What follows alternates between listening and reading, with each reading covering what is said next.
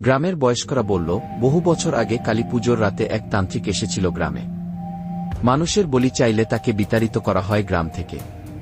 সে চলে যাওয়ার সময় বলেছিল, মাথা না দিলে আমি একদিন নিজের হাতে ছিঁড়ে নেব।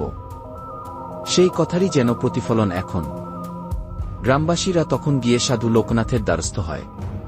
তিনি হেসে বললেন, ওটা এখন আর শুধু আত্মা নয়, পিশাচে রূপ নিয়েছে। তার শক্তি বাড়ছে, আর 3টি মাথা পেলেই সে পুরোপুরি মুক্ত হবে। তখন আর তাকে বেঁধে রাখা যাবে না।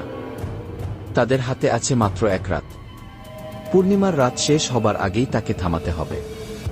সাধু একটি বিশেষ রক্ততন্ত্র তাবিজ ও এক ত্রিশূল বানালেন, যেটি শুধু পূর্ণিমার রাতে বাঁশঝাড়ের মাঝখানে বসে পড়তে হবে নির্দিষ্ট মন্ত্র। পূর্ণিমার রাত। সাধু ত্রিশূল ঝাড়ের গোড়ায় বসিয়ে মন্ত্রপাঠ শুরু করলেন। হঠাৎ বাতাস স্থির হয়ে গেল। পাতাগুলো কাঁপতে কাঁপতে থেমে গেল একটা ভয়ঙ্কর শব্দে। আর সাথে সাথেই ঝাড়ের মাঝখান ছিঁড়ে বেরিয়ে এলো এক রক্তাক্ত পিশাচ। তার পুরো শরীর কালা, চোখ লাল আগুনের মতো, আর মুখে রক্ত ঝরছে। সে গর্জন করে ঝাঁপিয়ে পড়ল সাধুর দিকে। কিন্তু ত্রিশূল ছুঁতেই জ্বলে উঠল আগুন। পিশাচের চারদিকে আগুনের গোলচক্র সৃষ্টি হল। পিশাচ কাঁপছে, আর্তনাদ করছে, চেষ্টা করছে পালাতে। সাধু চিৎকার করে শেষ মন্ত্র উচ্চারণ করে বললেন, অগ্নিপিশাচ ধ্বংস করো, রক্ষা করো এই ভূমি। তৎক্ষণাৎ পিশাচের শরীর আগুনে জ্বলে উঠল। সে একবার ছটফট করল, তারপর চিৎকার করে ছাই হয়ে গেল।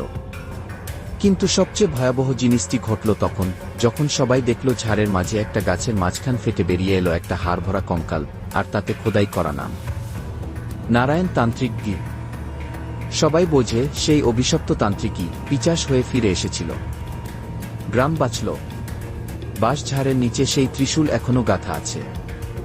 তবে শেষ রাতে যারা এই পথ দিয়ে যায়, মাঝে মাঝে তারা এখনো শুনতে পায়, আমি আবার ফিরে আসব, এবার কিন্তু আমি একা নই।